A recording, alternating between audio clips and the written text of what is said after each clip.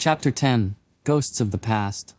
The IronSteed rumbled through the decrepit wasteland, its brass and copper components gleaming faintly under the pale light of a cloud-covered sky. The road was cracked and jagged, lined with skeletal remains of trees and rusted-out vehicles.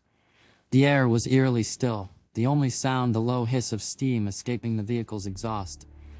Zeke gripped the controls, his jaw tight. Kira sat beside him, her eyes scanning the desolation with a mix of caution and curiosity. Slippy and Tay sat in the back, quiet for once, as the looming silhouette of the chip plant appeared on the horizon. "Looks worse than I imagined," Karis muttered. The factory was a massive, crumbling structure, its once pristine walls now scarred by time and destruction.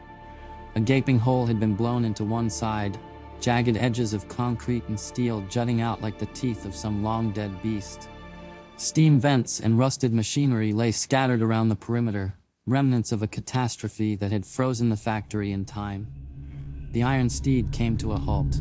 The group stepped out, their boots crunching against the rubble-strewn ground. Zeke's eyes were locked on the blown-out wall, his heart pounding as they approached. Inside the factory. The air inside the factory was cold and stale. Dust floated in thin shafts of light that pierced through cracks in the walls and ceiling. Rows of broken manufacturing equipment stretched into the shadows, their purpose long forgotten. Conveyor belts lay tangled and rusted, while shattered glass crunched underfoot. "This place is a graveyard," Tai said, her voice barely above a whisper. "It's not just a graveyard," Zeke replied. "It's a vault." They moved deeper into the factory, their footsteps echoing in the vast emptiness. Zeke's gaze darted across the debris, searching for the one thing that mattered. Then he saw it. A rack of equipment tucked into the far corner of the lab, its reinforced casing gleaming faintly under layers of dust and grime. The door was ajar, but the rack itself seemed intact. "Echo's rack," Zeke breathed, breaking into a jog. He skidded to a stop in front of it, brushing off the dust to reveal the EMP-shielded interior. Wires and circuit boards lay untouched, their intricate design a testament to Jacob Hayes' genius. "Looks like the shield worked," Kairos said, stepping up beside him. "Think you can get it running?" Zeke nodded. "If the shield held, the core should still be intact. I just need power." A flicker of hope, Zeke dropped his pack to the floor and rummaged through it, pulling out one of the power cells he'd packed in Static City. He held it up, the faint blue glow of its charge reflecting in his eyes. "This should be enough to wake her up, at least partially," he said. Slippy crouched beside him. "Partially, huh? Sounds promising." Ignoring him, Zeke connected the power cell to the rack. Sparks flew as the connection locked into place. The machinery hummed softly, and the screen flickered to life. Static danced across it, and then, faintly, a voice emerged. "Jacob." Everyone froze. The voice was fragmented, broken by bursts of static, but it was unmistakably Echo. "Did she just say Jacob?" Kairos whispered. The screen flickered again, showing distorted images of Jacob pacing in the lab, his face tight with frustration. "We'll fix it, Echo. I just need more time." Echo's voice responded, ghostly and distant. "Time is running out. Humanity cannot sustain this trajectory." Zeke leaned forward, his pulse racing. "This isn't real. It's a memory, stored in the rack." The images and voices faded in and out, fragments of the past colliding with the present. Echo's tone shifted, pleading. "Jacob, you must listen. If the system remains unchecked..." Static consumed the screen, and then silence. Waking Echo, Zeke adjusted the power cell, trying to stabilize the connection. The screen flared again, brighter this time, and Echo's voice returned, stronger but still distorted. "System rebooting, user identified, Zeke Hayes." "She knows me," Zeke muttered, his voice tinged with awe. Echo's image flickered, a translucent projection of her avatar appearing above the rack. Her form was incomplete, fragmented, but her presence filled the room. "Hello, Zeke," she said, her voice soft yet resonant.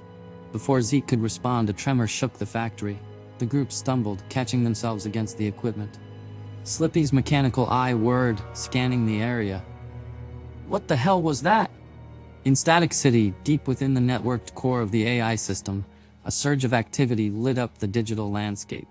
The presence of Echo's signal had been detected, a ripple in the binary sea. The system responded with precision, unleashing streams of data that coalesced into physical manifestations. binary electron tentacles snaking out across the digital and physical divide. Back in the factory, the group watched in horror as the flickering lights intensified. Tendrils of binary energy began to manifest, reaching out from the shadows toward the rack. Echo's projection wavered, her voice cutting in and out. Zeke, the system is coming. I need more power to fight it. Zeke's mind raced as he looked to the others. She needs more power. We can't let her lose this fight. Slippy's mechanical eye whirred, scanning the room. Power, huh? What about that old boiler?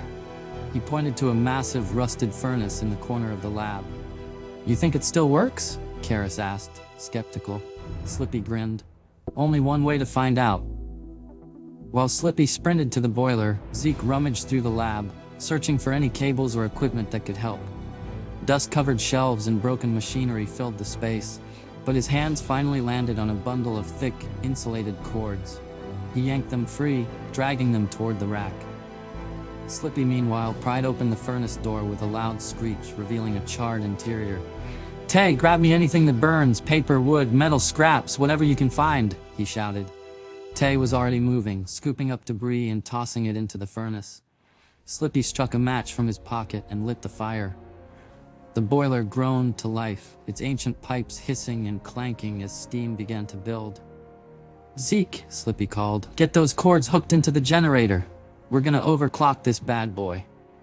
Zeke worked quickly, splicing the cords and connecting them to the rack's power inputs. Sparks flew as the system roared louder, the monitor's glow intensifying.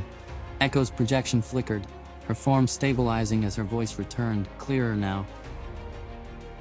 System integrity improving, she said. Additional power required to counter external interference. Zeke glanced back at Slippy, who was cranking a lever on the boiler, his face lit with determination. More steam, Slippy, we're almost there. Hope in the chaos there. As the binary tentacles closed in, Echo's projection grew brighter, her form solidifying. You're doing it, she said, her voice strong now. Keep the power steady. Karis grabbed a wrench and smashed away debris blocking one of the cords, ensuring the flow remained stable. Tay added more fuel to the boiler, her movements precise despite the chaos around them. The tendrils surged forward, crackling against the air. Echo's voice rang out, filled with urgency. Zeke, I need full integration to fight this. You'll get it, Zeke said, gripping the rack's frame. The factory filled with the sounds of roaring steam, crackling electricity, and Echo's growing presence as the battle with Static City's AI looms.